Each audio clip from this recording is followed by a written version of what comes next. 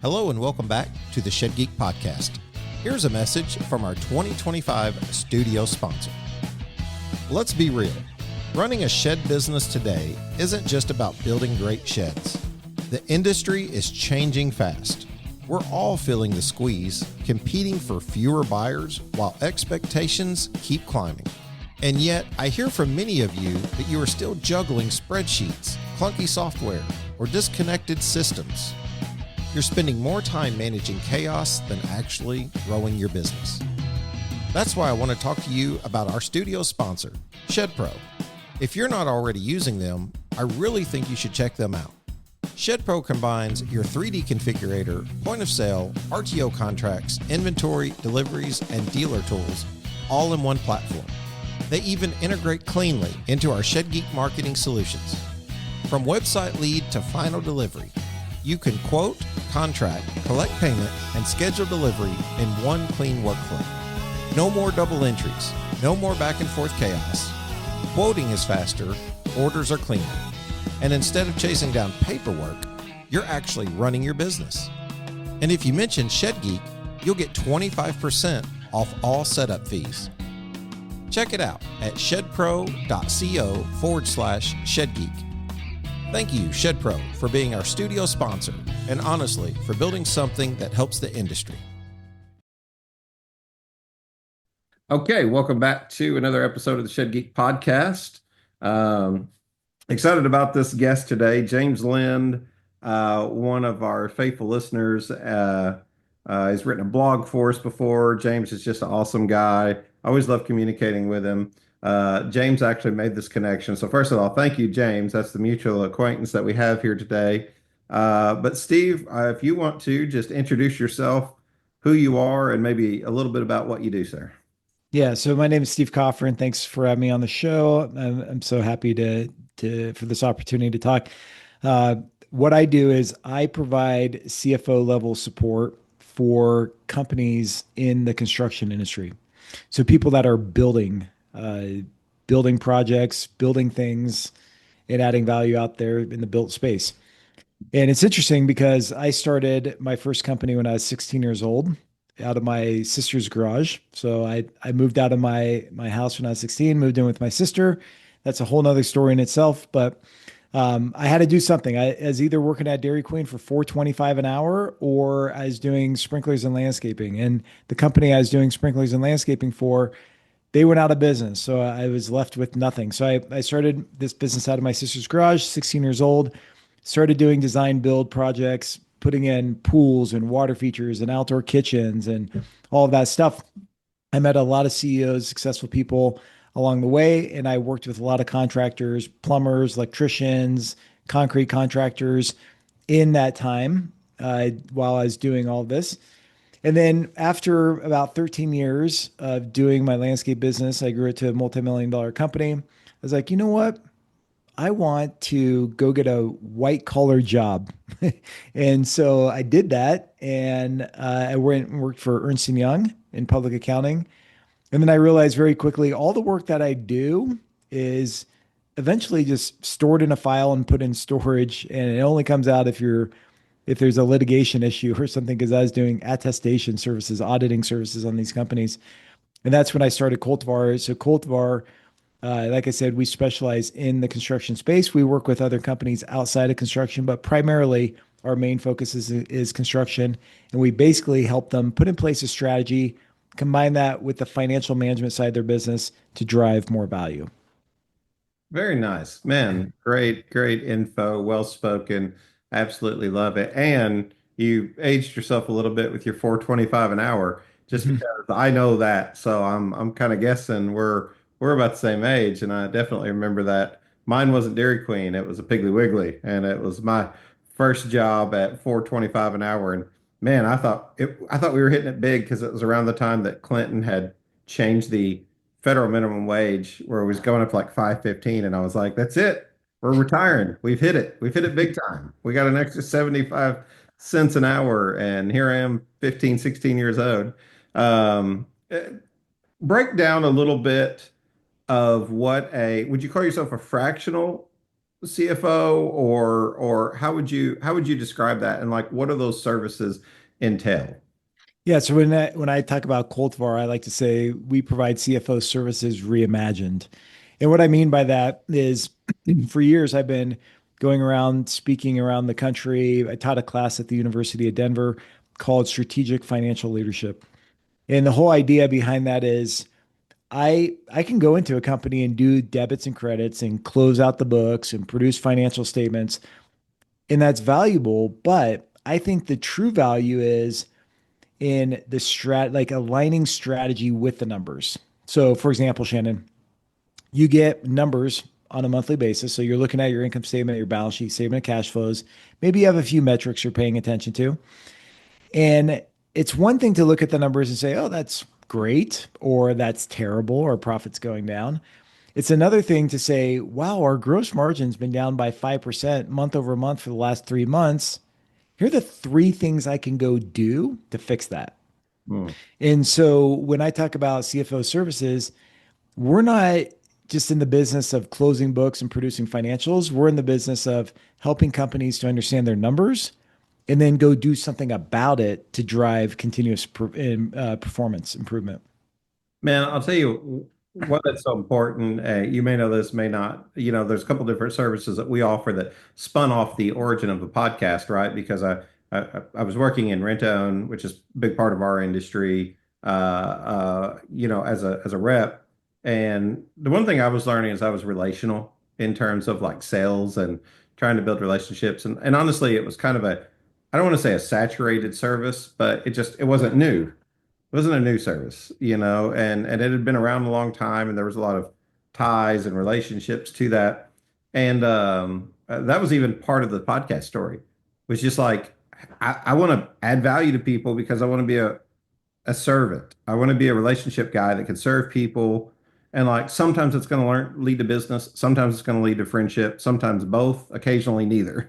Mhm. It just it just works for some, doesn't work for others. But always put the effort in, and like that's turned into marketing, rent-own services, finance, some e-commerce, some different things we've done or doing. But the one thing we learned about the marketing area was like I asked a few people, like, is this gonna bother you if I get into this area, or if there's any overlap services or things like that. Just kind of wanted to vet that process and things like that. And the one thing we learned is that we had to educate people to buy our services. Mhm. So we became like by default, we kind of became consultants because we couldn't just say, "Give me your price, we'll beat it. We do these things and we'll beat it." We almost had to be like, "Well, have you thought about the grand plan? Like, hey, I sell 1.8 million in sheds. I want to double that. Do you? Right, Like, do you know the problems that come with that? right, right. Do you understand your numbers? Do you understand the buying power? Do you understand the stress it's going to put on your shop or on your trucks? Like maybe slow and steady growth. So, I mean, is that kind of what you're saying? With like these services, you're able to break down those numbers so they understand them and Yeah. then see good growth. Yep. Yeah. I mean, I was working with a landscape contractor years ago, and the CEO came to me and he said, Steve, we want to triple our business in the next few years. And I said, okay, that's a great goal. They were doing around $3 million a year in revenue at the time. So he wanted to get to 10 million effectively. I said, that's great. Okay, let's look at the numbers and let's build a model. Right. So I'd build out this financial model, and I had it broken down from all the way from revenue down to profit, including working capital, how much money is going to be tied up in accounts receivable and accounts payable and other accounts, and then how much he'd have to invest in tractors and trucks and skidsters and trenchers, etc. Hey, I'm Clark Paquette, one of the founders of Calculate Business Services. If you're in the portable storage building industry, you already know how much is going on behind the scenes. Managing lots, tracking sales, keeping up with cash flow, and staying on top of your books. It's a lot. That's where we come in. At Calculate, we specialize in helping businesses like yours with bookkeeping, accounting, tax prep, business support, and even fractional C-level services, like having a part-time CFO or COO on your team without the full-time price tag. We know this industry, and we understand its unique challenges. Our team helps you stay organized, make smarter decisions, and keep your business running smoothly so you can focus on building and selling. Whether you're just starting out or scaling fast, we've got the tools, the team, and the experience to help you grow. And to get the conversation started, we're offering a free 30-minute consultation. No pressure, just real help. Visit calculatellc.com and click Contact Us to schedule your session today. Let's grow your business together.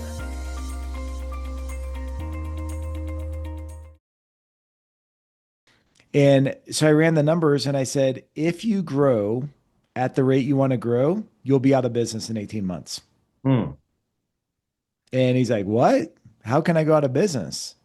And I showed him and I said, look, at $3 million, you have $1 million in accounts receivable every month because you go out and do work, you bill your customers at the end of the month, they owe you $1 million. That $1 million is tied up in the business, right? And then you collect on the money, but then you go bill again at the end of the month. So you never effectively collect on that $1 million until one day when you sell the business.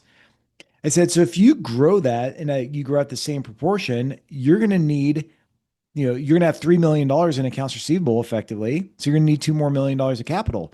Well, guess what? Your business doesn't show the financial returns you need to go get a line of credit. You don't have any more capital to put in the business. You definitely don't have 2 million to put in the business. So if you do that, you're going to bankrupt your company because you're not going to have the working capital to handle the growth. And he's like, wow, okay, I didn't see that. He's like, so what is the growth rate that I can handle? So I ratcheted back and showed him the model. And I said, here's the growth rate. And that is just one example of many examples of how taking the numbers and combining that with the strategy saved his business. Otherwise, he would have been bust. He would have been bankrupt because he would have grown the business, but he would have grown himself out of business. Does it really just come down to, know, cash flow and understanding that balance sheet? Like if you're, there's this. I grew up with pretty modest means, right? Like parents who weren't like college educated, really not even high school educated, right? So like financially, it seemed like me being able to look back on it now, it seemed like there was like this circle of decisions that kept happening that I couldn't identify as a child, right? Like, are these problems happening over and over again? It was because like the mindset never changed, right? It was just a new scenario. It was just a different job, or it was a different set of debt or a different set of circumstances, but the mindset never really shifted. I see companies that sell 300 million a year, companies that sell 100 million a year, 60 million a year, some that sell 10. And there's certain areas that they get to that they just get stuck. Is that a numbers thing or is that a personnel thing? What advice do you give whenever you see those situations? Yeah, I think that's great. And going back to your original question, is it a cash flow thing? It does come down to cash flow. 70% of companies that go bankrupt, they're actually profitable when they close their doors. They have profit in the books, like on their books, they show profit on their income statement, but there's money tied up in working capital or in capital expenditures, and those items don't show up on the income statement, right? And those are a big part of a company's cash flow. So that's one problem. I think the other problem, like when companies are scaling, they hit these different death zones. Because think about like the overhead required to run your business. You're running your business and you're good just doing it by yourself. And then all of a sudden you're like, well, I can't take on any more capacity. I'm just maxed out. So you go hire another person. Well, but they have no place to work. So you have to now go get an office and then sign a lease. So, and you also need like a desk and you need a computer and maybe they need a car allowance, et cetera, right? So your overhead starts to jump up and grow. And then now all of a sudden you don't have enough revenue to handle that. So you start losing money. So businesses will hit these different death zones and it depends on the industry. For construction, it's like you have to get to 1 million or you don't even have a viable business. You don't even have a job, right? It's not even going to cover your bills. Then you get to 1 million, you got to hire people because you can't do it all yourself. So then you enter this new death zone between 1 and 3 million. You got to get to 3 million really quick. And then once you get to 3 million, you got to get to 10 million. And once you get to 10, you got to get to 25. And otherwise, if you're in the middle of these zones, I call them the death zones, your business can go bust, right? Because your overhead's going to be disproportionate. So if you're really good at understanding your business, scaling your business, getting the work, getting the projects, it works. But if you don't know how to repeat that cycle of generating more revenue, you can definitely find yourself in trouble. One thing I've run into systematically is, in sales, this is a common theme or common practice. It seems like in a lot of companies, you got a sales person who's performing, a high level performer. Great. Let's make them the sales manager. You know Mhm. why? They'll make a great sales manager because obviously they're selling. Well, maybe they know how to sell, but maybe they don't know how to manage people, which is really what you're doing in that sales management position. It doesn't mean that they can show people how they do what they do. And the temptation for them, if they're selling, is to continue to sell anyway. And anybody who's been micromanaged knows that there's always a boss that's like, get out of my way, I can do it better myself. Or if you Yep. need something done well, best to do it yourself kind of mentality.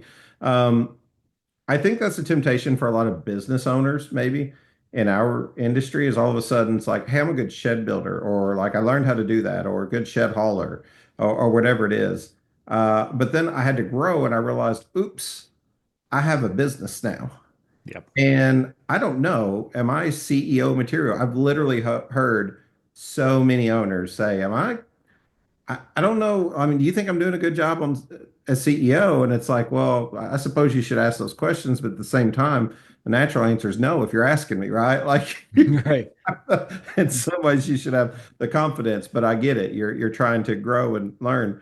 What is that a service that you offer? I mean, like, do you find that falling under one of your, what we offer on your website, or do you kind of find that in like the in between where you're like, hey, I'm Steve, I'm just a guy who runs a business too, and let me give you some advice here. Yeah, I mean, we when we start working with companies, we get very embedded in their businesses. But we also say like the best way to be a CEO is just to be a CEO. And so there's no like training to become a CEO per se, but we do provide a lot of guidance. So when we get into these companies, I mean, we know their employees, we know their dog, we know their cat, we know like everything about their business. And we provide that like guidance for the CEO who maybe they're not financially savvy. Hey, that's fine, right? But maybe they're really technically proficient with like building sheds or like you said, hauling sheds or whatever portion of the shed industry they're in. Maybe they're really good at that, but then the other side of the business, that's not really their strength. So partnering with them, and we look at it as a partnership, that's what like drives a lot of value. I'm not in the business of going in and be like, hey, here's a slide deck. Here are my recommendations, Shannon. There's 50 things. Just read it and go do it. That doesn't work because you're not going to have the time or maybe the capabilities to implement our suggestions. Then it's not going to give you the results. You're not going to think we're a great company, and it just creates this like downward spiral. Hello, today we're going to take a look at iFab's component saw system. So we're utilizing a DeWalt chop saw.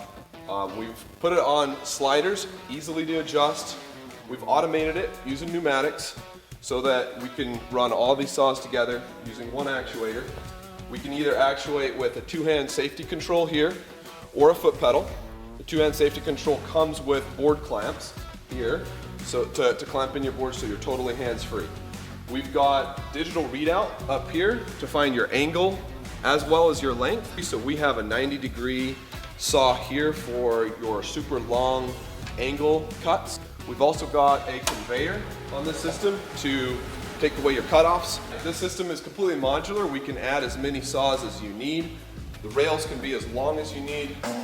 For more information, visit www.ifabllc.com.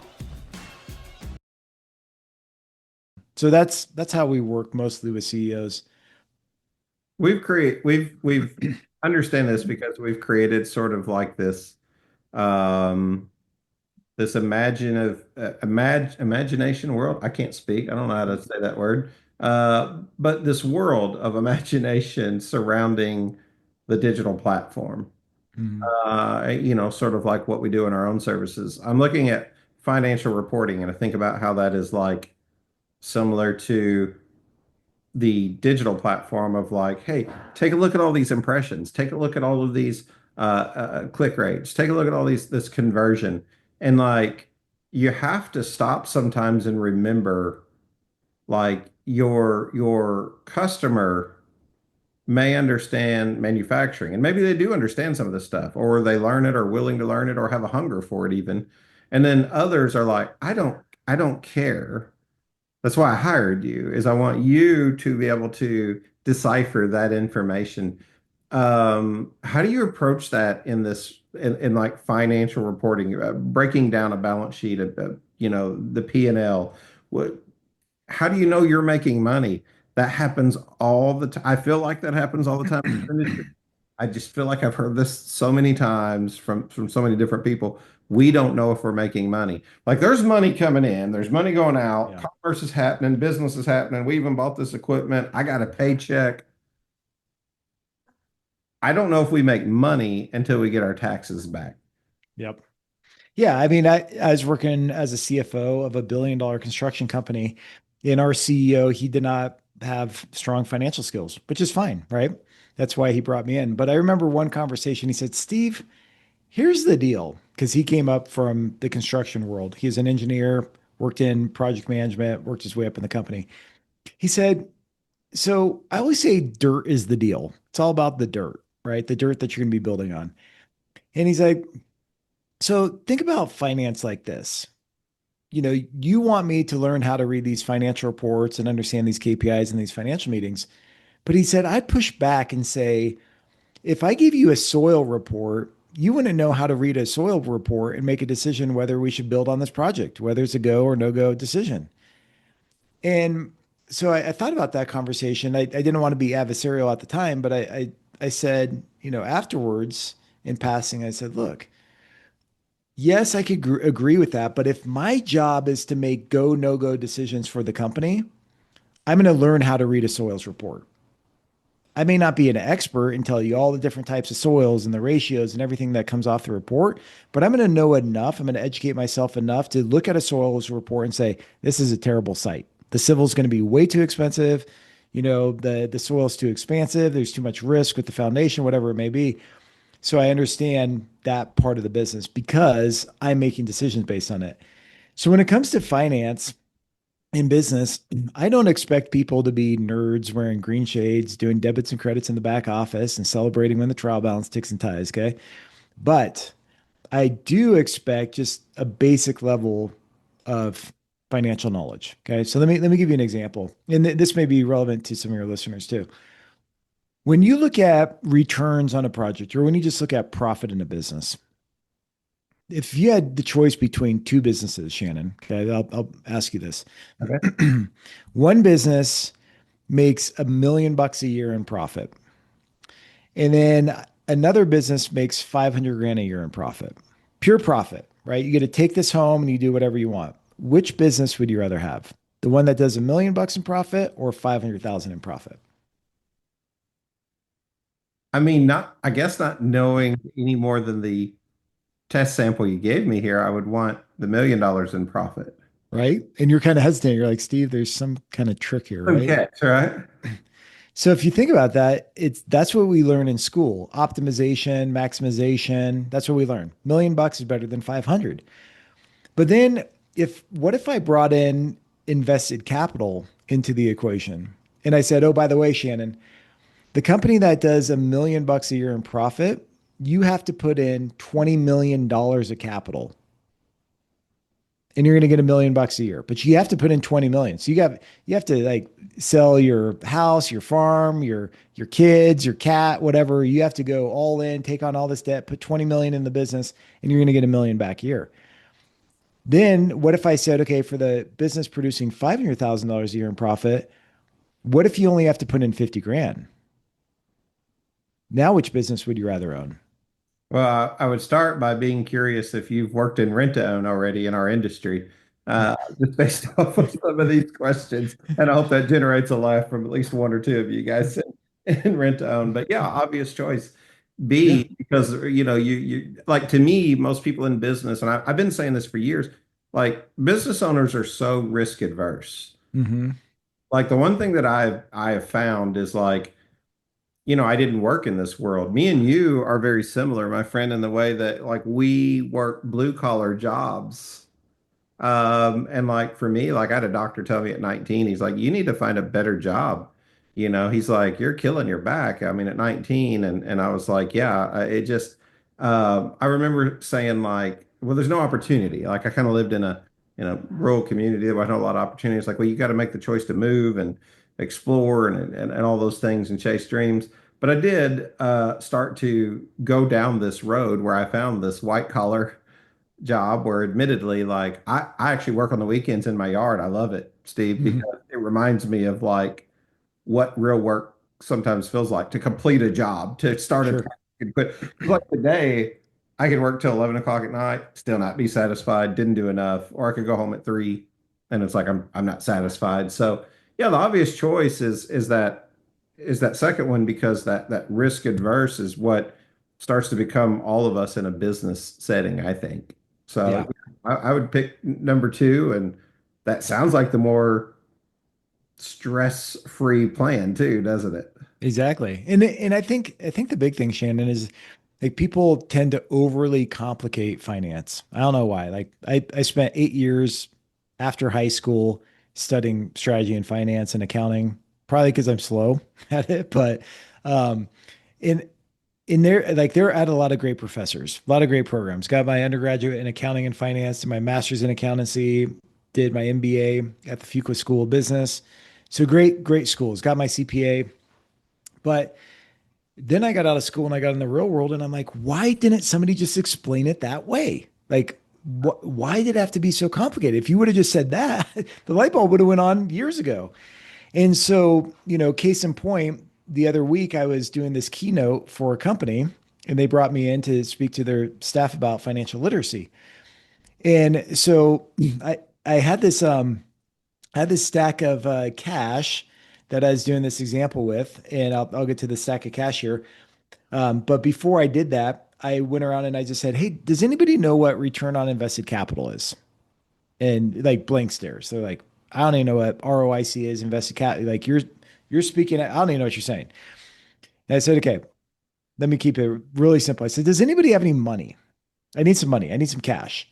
And this girl, she's so sweet. She's like, "I got two fives." And so I walked over and I said, "Can I have that?" She said, "Sure." So I took the two fives and I put it in my pocket. And then this other guy, he said, "I got a 20." And he gave me the 20 and I put it in my pocket. And I said, "Thank you guys so much.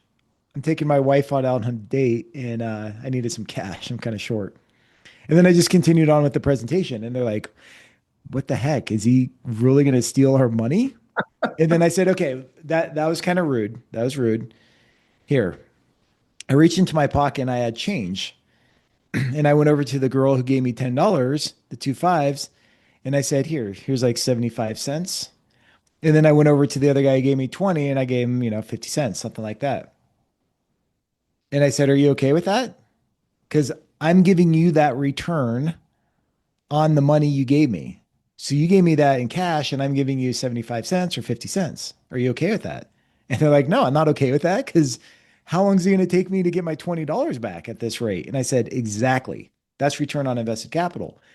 But in business, we do that all the time, right? We put money into projects, into businesses, into ventures, and we're getting some type of return. And maybe we don't even know the return. We're like, "I think I'm making money. I don't know if I'm making money at the end of the day." But when you break it down simply like that, if you knew the numbers, you would never be okay with a lot of this stuff. You'd be like, "I'm not going to earn a 1% return and go through all this grind. I'd rather just like put my money in an index fund." Right. So the second thing which I'll say real quickly, once I went to the bank and I got $1,000 in cash in $1 bills. They were probably like, "What's this guy doing with all these $1 bills?" But nonetheless, I had it, and it's a pretty good stack. But like when you even think about $1 million, in the movies, like $1 million is like a big old chest, and it's not. Like $1 million is actually pretty small. You could fit $1 million in your backpack. And but I had this $1,000 in cash and is a few inches tall. And I go to this meeting with this other company, and I said, each dollar bill represents $1,000. So I have $1 billion in cash right here. And I wrote $1,000 on the dollar bill. I said, here, I'm going to write $1,000 on this. And then I went to the first divisional leader. They had like 5 different divisions. I went to the first divisional leader and I said, here's your cash. Went to the next one, went blah, blah, blah, went down the line and gave them all their respective stacks of cash to represent the revenue. Hello, Shed Builders. I'd like to grab your attention for just a moment. As we look ahead to 2025, one thing is clear. Customers will have higher expectations than ever before. Shed consumers have an unprecedented access to information. To stay competitive, you need to create sheds that are not only high in quality, but also rich in innovation. You might recall my friend Dan Ream, one of my early podcast guests, who introduced Solar Blaster fans, specifically the Solar Roof Blaster. Dan has been busy handling orders, and he's eager to speak directly to shed builders about his groundbreaking products. What stands out to me about Dan's products designed specifically for sheds, like the Solar Roof Blaster and the Solar Light Blaster, is how they enhance the shed owner's experience. With the focus on quality, it's time to start thinking about adding features and benefits for the end user. Here at Shed Geek, we wholeheartedly recommend Solar Blaster as the solution. My favorite thing about the entire line of products? The support you'll receive from Dan. Not only is he incredibly knowledgeable about these products, but he's also one of the most customer-focused individuals I know. He truly stands behind both his product and his service. We're searching for companies ready to elevate customer satisfaction to the next level. To learn more, just visit solarblasterfans.com and fill out some basic information for a callback, or connect directly at 480-747-7097. You can also check out the Shed Geek newsletter, where a click on the Solar Blaster ad will guide you to a form for more information and some cool videos showcasing the products. Let's power up innovation and elevate customer experiences together. And I said to the rest of the team, I said, isn't that great? Look how rich they are. Like they're taking all this money in. They're like so rich. And then I said, oh, hold on. I forgot. And I went back to one of the gentlemen and I said, oh, I need money for payroll. No, and I need money for materials and some subcontractors and stuff. So I keep taking his money. And then I took all his money away and I said, oh, by the way, I need $3. He's like, what do you mean? I said, because you don't have enough cash to cover all the expenses. I need $3. And he thought I was joking. And he's like, ha ha ha. And I said, no, I'm serious. I need $3. And he's like, I don't have any. He's like, does anybody have does anybody have $3? Somebody else reaches into their wallet and they grab $3 and they give it to me and I put it in my pocket. And I said, thanks, And I said, think about it. You have this big stack of cash and all that money's flowing through your business, through your bank account, whatever. And you're either negative or you're like this guy over here and he's walking away with $1. And they're like, light bulbs went on. And I think like that, Shannon, finance doesn't have to be this scary thing, but you do have to understand the story behind the numbers. And when you do, that's when you can get more laser focused and you can have more of an impact with the money that you make. Your metaphor reminds me of two things. One, I always love, well, there's two videos out there. I can't really describe the one well, but it's like a CEO asking for money and he's like, going through the process. But the one's the Three Stooges, which is my favorite. It's like, hey, you owe me $20. And he's like, yeah, well, can you loan me 5? Yeah. And then they go back and forth. Next thing you know, they're square. And all they did was just move this same money around. And it's like something you would see on social media, but it's like, isn't that the way it feels like money happens? It's like, yeah, I don't know. We exchanged, a lot of things happened here. Mm-hmm. I'm not sure. Did I make money? Did I benefit? And the other is a story I've told on this before, so forgive me, audience, for those of you who've heard this, but if you haven't, like one of my favorite stories is Teen Challenge. We were involved with Teen Challenge, drug and alcohol rehabilitation efforts and things like that. And one of the biggest ones is in Cape Girardeau, Missouri, not terribly far from here. It was a family farm that they donated back in like 1969, and Teen Challenge started in 59. So it was one of the new earliest ones. And it's literally got like, I don't know, 100 acres. They support like 300 men or something like that on this. And they have, big events every year. And I definitely remember like going and meeting the pastor there. And I thought, wow, this guy's just really going to give me like some good information because he's like, when I got here, it had been running for 30 years and it almost closed. Mhm. And we forget business has a church has a business side to it, right? Like that's a big conversation to me in the church, that business side to it. And I thought this guy was going to give me like this like God came down and ordained this amazing situation. And I was like, what happened, because you got here and it almost closed. He said, Shannon, when I got here, like the spending was right here and the income was like right here. For those of you who can't see me, just imagine my left hand being up very high, my right hand being down very low. And I was like, man, he's probably got this great story about how, God, supplied this miraculous, situation that could only, and I was like, yeah, man, what'd you do? And he was like, man, I switched those two things, and I was just like, I mean, that's it. Right. Can you give me more? And he's like, no, man, that's what we did. It fixed all our problems. We quit spending more than we were making. Simple, huh? Simple. Very simple. Mm. Very simple. So finances are, I can understand that. They're a lot easier than what we make them out to be, but there's just this mystery behind what seems to be able to take you to the next level in Mhm. any business at any respect, right? Like it doesn't matter if I got out of this and started selling scuba gear tomorrow, I would find some ceiling in that would either be glass or iron. And like some people break through it and some people aren't. It just seems like you beat your head against the wall trying to figure it out. Is it culture? Is it, do you guys focus on, yeah, I don't know. I love I'm just looking at your website. Consultants give advice. Cultivar builds a system for profitable growth. Yep. How do you break through that mindset of like, hey, we're just here to give you some advice, help move you forward. We're going to get in the mud with you, and Yep. we're going to make sense of the data. Yep. Yeah. Great question. I think, look, there's a construction management technology software out there. It's called Procore. Okay. So Procore, their software is very robust and they ultimately went public, right? Great company. And, I remember back in the day on their slide deck that they would share in sales presentations, it said an overnight success, Procore, an overnight success in 13 years. And when you understood their story at the beginning, they're terrible. They didn't sell anything. They're running out of money. I mean, it was just like a grind for 13 years. And then all of a sudden it clicked. And what happened is cloud computing actually became a viable technology and their software took off. Before then, cloud computing wasn't viable on construction projects. So it just wasn't being used.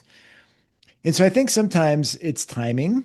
Sometimes I think it's luck. Sometimes I think it's God. I'm a man of faith. Sometimes I think the more times than anything else, it's system. And so like at Cultivar, we don't sell like prediction strategy. We don't come in and be like, all right, here's the industry trends. And we think the next 5 years are going to go in here. And like, this is how you should position your company and sell you a bunch of garbage. We don't do that. We come in and we say, okay, here's a system for forecasting your financials, for putting in place key performance indicators. So you have this dashboard to know what's working, what's not working, and how to fix it. And then setting initiatives, actions, and results, and then going out there and executing so you can drive results, learn where things aren't working, and then make adjustments. And it's just this build, measure, learn, adjust, build, measure, learn, adjust.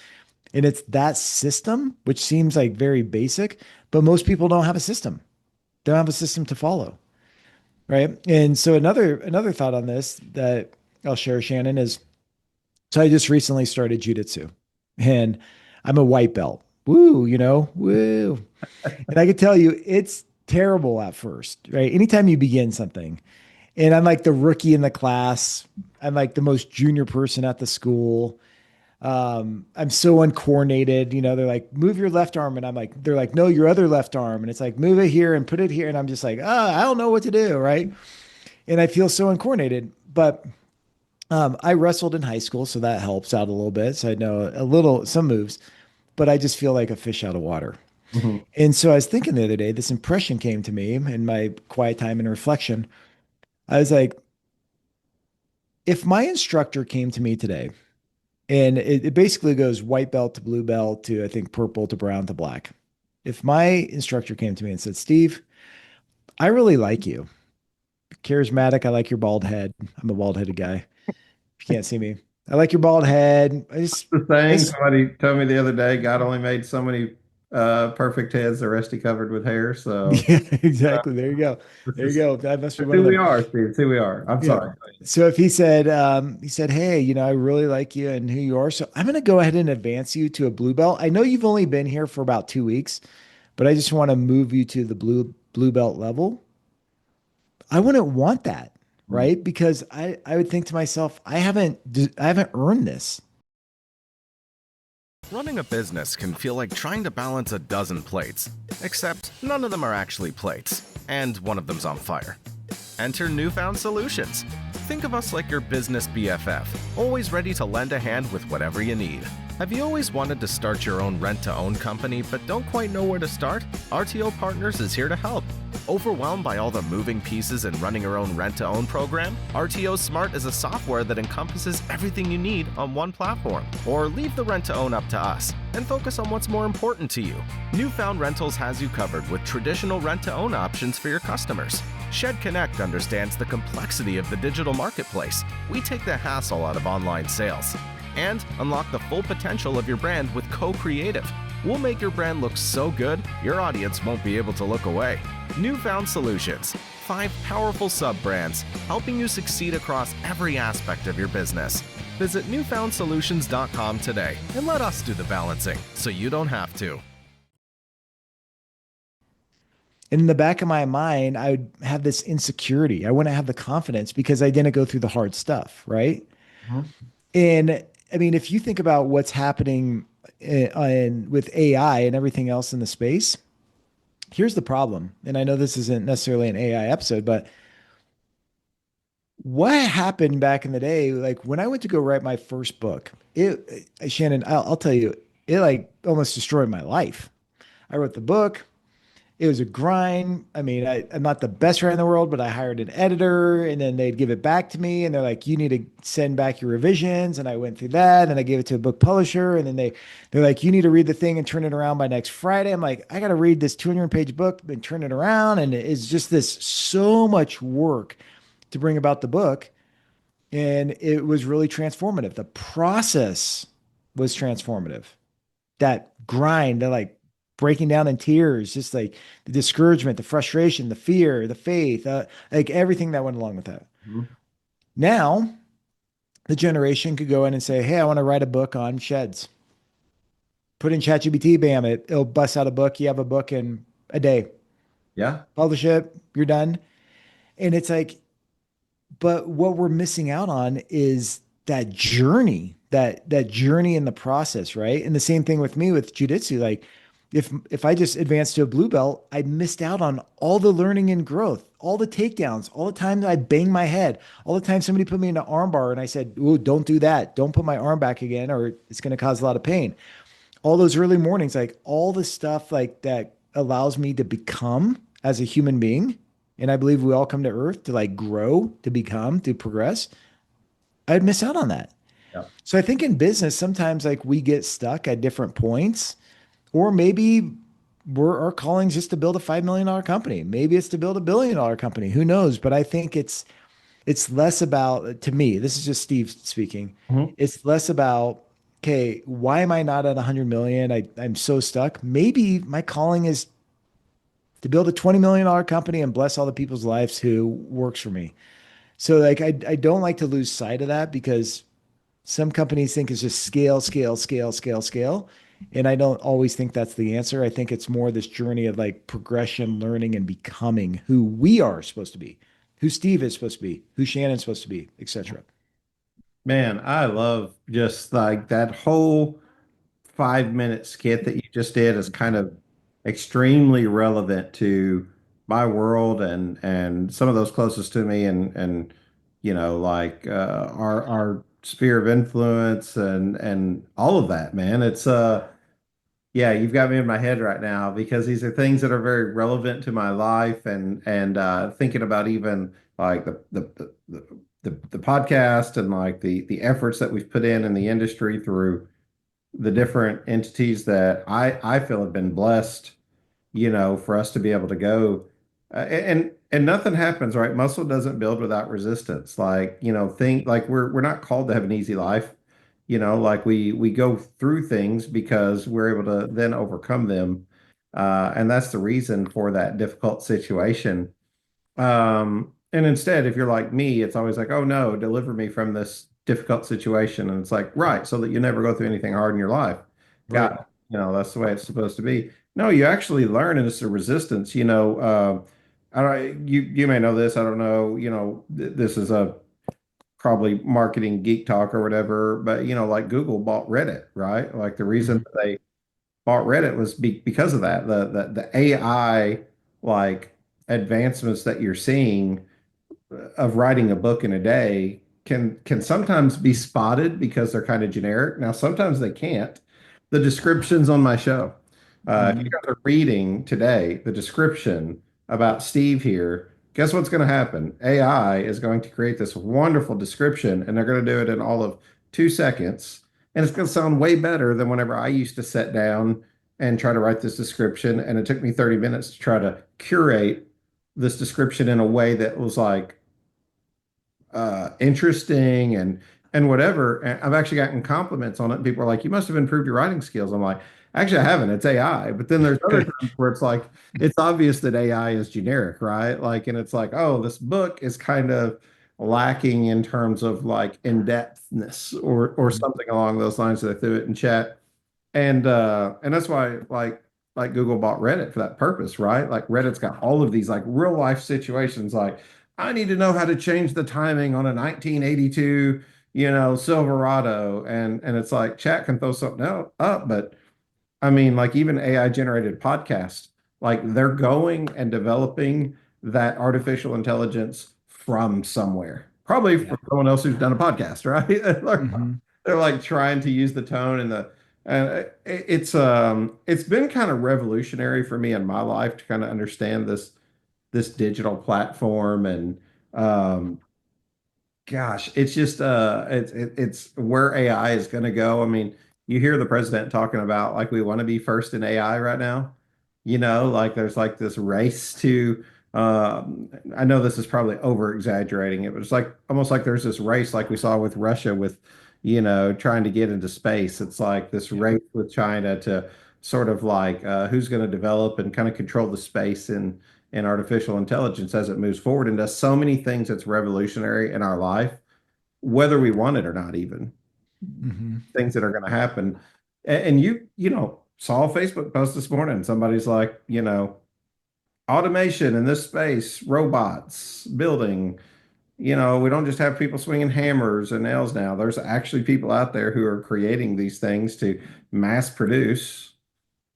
And then the business is going to go down, like it feels like it's going to go down the same road, doesn't it? Like all businesses go down of like, market share changes and mergers and acquisitions and like it, can you just build a shed, set it in your yard, sell it, make a living? Probably, but are you going to attain that, that $100 million threshold? And it's Steve, it's easy to say, oh, I'm not going to attain that because I don't want it. I mean, it's like saying I'm not going to start working out because I'm afraid I'm going to get too big, right? Sure. It's like, right. But like, did you do anything today or did you eat Oreos, right? Like, Right. like, well, at least went for a walk. I'm in no fear of getting too big that way, but by health. So, yeah, I like everything that you're saying. What else do you do? You've got some James said you got some really other cool stuff going on, and I went and looked it up. Like you've got a podcast, you do some different things. Give me a little info on Steve outside of the business. I got a big day tomorrow. I have a fully finished 18 by 40 cabin that's going to require 2 to 3 meals to get it delivered. Way back in the sticks and down a dirt lane. With all the rain we've had lately, it's going to be a mess. Well, it needs a bigger mule. Well, when you talk, Cardinal listens, and you asked for it. With its diesel-powered 69-horse engine and capacity to move 40,000-pound sheds, the Mule 9069 is ready to turn your big days into just another day in the good life. Ah, that's right. You're talking about the one they had up in Michigan at the shed show. That monster mule, that thing was awesome. That's right. It's the one you've seen at all the shed hauler barbecues. Man, yeah, there's nothing like a little diesel donkey to make my day go so much better. Yeah, so I was a CFO of this billion-dollar company, and I was flying back from Europe on my 40th birthday. And I'm sitting on the plane and I'm thinking, what are the big problems that, I'm interested in? And one of them was, as in the energy space, we're building the massive solar farms, out in the middle of the desert. And I thought, wow, there's about approximately 1 billion people in the world that don't have access to electricity, which is crazy, right? To think about that. And I was like, okay, wow, that's a big problem. And then the other problem was financial literacy. And so I grew up with a single mom, for the majority of my life. And she was out there working her butt off to support us. She's like the hardest worker I've ever met. And she would work multiple jobs just to pay the bills, and we didn't see her. So money was a bad thing for me because it's like our lack of money took my mom away from me. And I needed my mom as a teenage son without a dad. And so as time went on, I was like, you know what? I'm really passionate about this financial literacy concept because I think it can bless people's lives. And so I'm not a big money guy. I need the money to go buy the Porsche, to go buy the jet, to go get the jet ski and all this stuff. Hey, that's nothing wrong with that if that's your ambitions. But for me, money is a vehicle to bless people's lives. So I created a podcast called Boosting Your Financial IQ. And I've had other podcasts before. And I could tell you, Shannon, it's the things you don't try at, that's where you succeed. At least that's my experience sometimes. So I do this episode or these 10 episodes. I'm going to teach financial literacy. I don't want to repeat myself how to read an income statement. So I'm just going to record 10 episodes, put it out there. Didn't market it. Didn't tell anybody about it. I just put it on Spotify and Apple. And then at first it's 2 episodes, 2 downloads. The first episode is oh, my mom and my sister are so sweet. And then it's 5, and then it's 10, then it's 25, then it's 50. And time goes on. And then here I was the CFO of this tech company. And it's went from 50, 75, 60, 73 is right around that range. Then it went to 500. And I was that's weird. What the heck? Maybe there's an issue with the algorithm or something. And then the next week is 500 to 1,000. And then it continued to grow. And I was wow, maybe there's something here. So fast forward, here I am, a couple of years later, and I've had people from all over the world reach out. I think we have 1.3 million downloads. And so I have people from, Indonesia and from France and from, Costa Rica, wherever, all over the world reaching out saying, thank you so much for your podcast. It changed my life. So I had this course that I used to sell, and I'd sell for about $500 to $1,000. And I had 100 video lessons about financial literacy, business financial literacy. And I used to sell it. And at the beginning of the year in January, I had this thought, this impression, make it all free. And it's okay, it's kind of a crazy thought because I spent a lot of money on this and just make it free. So I did. I took a leap of faith and I made it free. And I can't tell you the number of people who reach out, single moms, people in different countries. I mean, you got to think in some countries you make $3 a day. Mm-hmm. So trying to buy $1,000 course, yeah, that's probably cost prohibitive. So I just made it free for everybody. And people reach out all the time. They say, wow, this is incredible. It changed my life. And so that gives me more fulfillment, I guess, than more dollars in my bank account. So that I'm super passionate about the Boosting Your Financial IQ. I run that podcast. I make negative dollars off it. So that's my joke. The course, it's free, no gimmicks, just get it for free at byfiq.com, boostingyourfinancialiq.com. But yeah, and then I have kids. I have a 12-year-old, I have a 9-year-old, I got a wife. I'm a man of faith. I like to run. I'm a white belt jiu-jitsu guy, just trying to like make it through. But that's Steve in a nutshell. Yeah, I love my life. I feel very blessed, and I just try to help people and don't know how all the dots connect, but I'm sure they'll all connect one day looking back. And you're currently located in Denver, Yep. Colorado. That's where you are home bound. And then you wrote a couple books. What's a couple of your books? We'll try to put some links to them, but in case somebody's wanting to find out more or read more or buy a couple, whatever. Yeah, so I wrote a book called Delivering Value. That was my first book. It's just about the seven P's of value creation. Um, I wrote a book called Outsizing, and that's about how to take strategy and finance together to drive value. So if you want to fall asleep, or if you have sleeping issues, definitely get that book. Guarantee you read one page, you'll be out. Okay. Or your money back guaranteed. But no, all kidding aside, I wrote that book and I wrote Reframing Rich. And that's more about a different way to look at money. It has finance principles, but also has personal stories from my life. And then most recently, I wrote a book called Cash Flow because, so many businesses struggle with cash flow. I wanted to write a book for non-financial people to understand how does cash flow work and how to get more of it. Yeah, I'm definitely going to have to get one of each. After this, after we end the podcast, stay on. I'll figure out how to get that for people who want to reach out to you. If someone's like, hey, I just really enjoyed this. So I want to call this guy, talk to him, do a discovery call, something. I reached out to you through this contact through James, so you didn't like call me, say, I want to sell somebody something. But Mhm. if somebody's just, enlightened by the conversation and want to do more or have more, how do they contact you? Yeah, so you could always find me at cultivar.com. That's my company. If you ever want to talk business, talk shop. But the probably the most people find me on LinkedIn. So if you just look up Steve Coughran, send me a DM, connect with me. Love to hear from you. So any feedback you have, maybe you have feedback, good, bad, ugly, indifferent, or you just want to connect, hey, happy to do that. You're in Denver. Are you a Rockies fan and a Nuggets fan and a Broncos fan? I don't know if they have a NHL team. Maybe I should, but I don't know. Yeah, Uh, I don't have a lot, I don't watch a lot of TV, so I don't follow them like religiously, but I do like going to a Rockies game in the summer and just sitting there with my family and seeing the green grass. I love that. But we do like the Nuggets. So we'll go to a few Nugget games during the winter, and yeah, that's our little family gig. We and they love got it. close. They got close this year. They got close. Like it was game seven. They did really good, and they won last year. So I mean, I guess going into it, they were, kind of favored. But man, I love the connection. James made the connection quite a while back, and we've just been so content heavy. I mean, the truth is,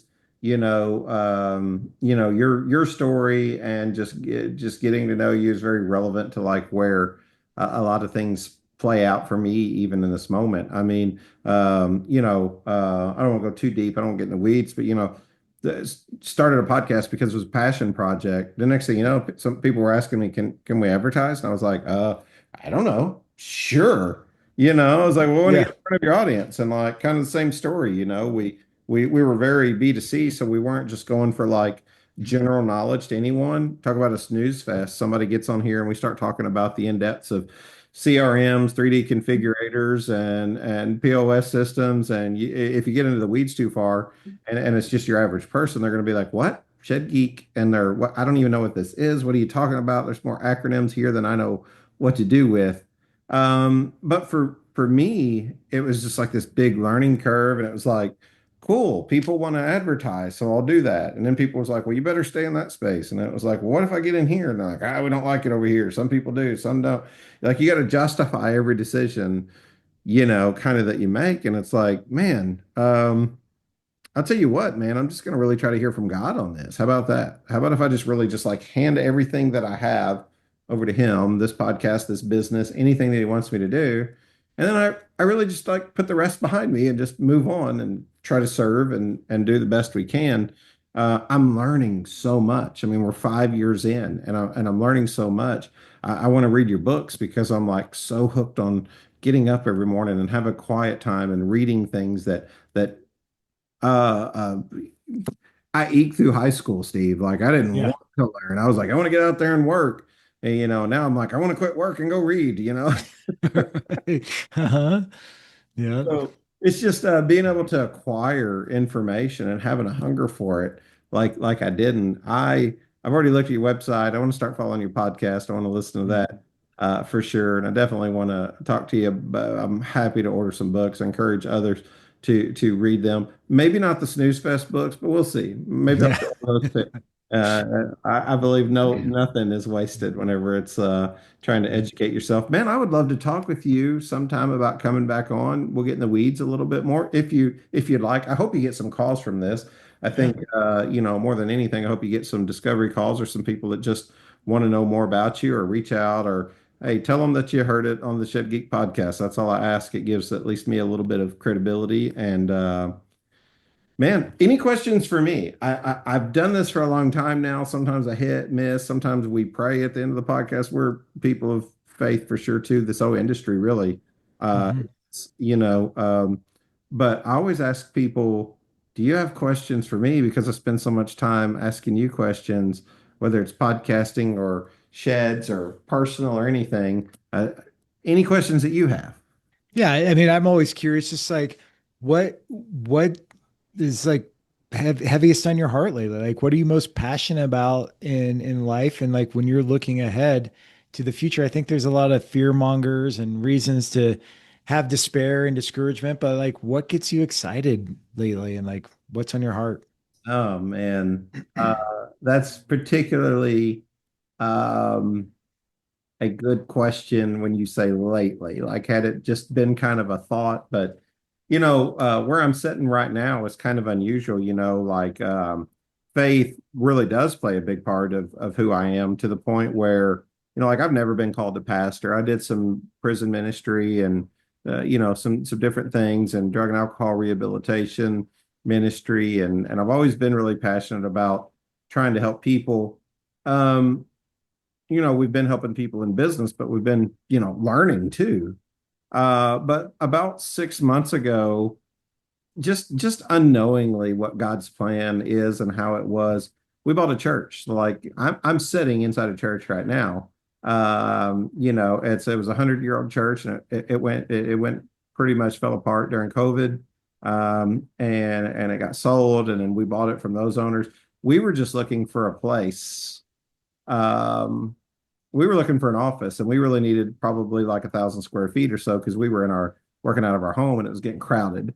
And we bought this, which is 6,000 square feet. So that makes perfect sense, right? Let's go buy all this room. But my son, who's 20, who works for us, needed a place to live. And he's like, you know what? That actually is set up in the basement where I could live there. I mean, there's everything I need. And he's 20, so he doesn't really need a whole lot. And it was just like, a really good deal. We made an offer on it. I guess it was about 6 months in that I was like, why don't I have a church? Like, you realize I just bought a church. So God's really been, not calling me to be a pastor, but certainly possibly evangelize at on a different level through podcasting because it has been such a big part of my story. And I think I was training to be a podcaster all my life and just didn't know it. So whenever I started getting the compliments, oh man, you do a really good job, or I like your questions, I was like, me? Like you like it? Like I'm so like doubtful to be like, oh, okay, well, maybe I should do more of this. And it's like if you can find a way to increase the kingdom of God through making the world a better place. I mean, part of the podcast for me, Steve, is communication. I feel like can solve so many problems.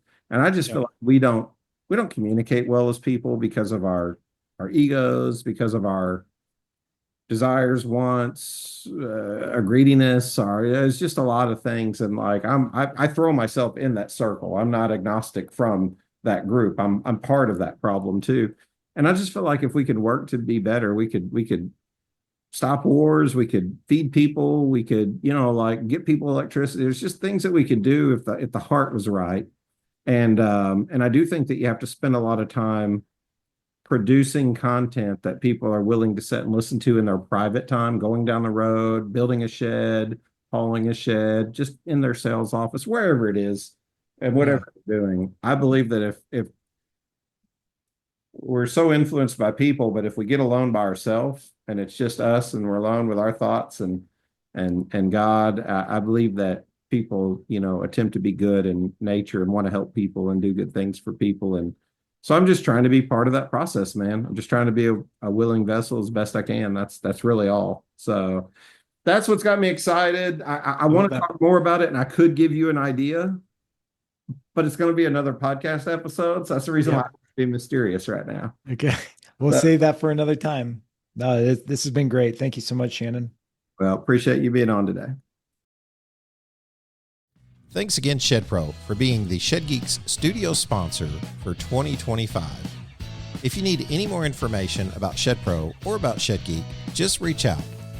You can reach us by email at info@shedgeek.com or just go to our website, www.shedgeek.com, and submit a form with your information, and we'll be in contact right away. Thank you again for listening, as always, to today's episode of the Shed Geek Podcast. Thank you and have a blessed day.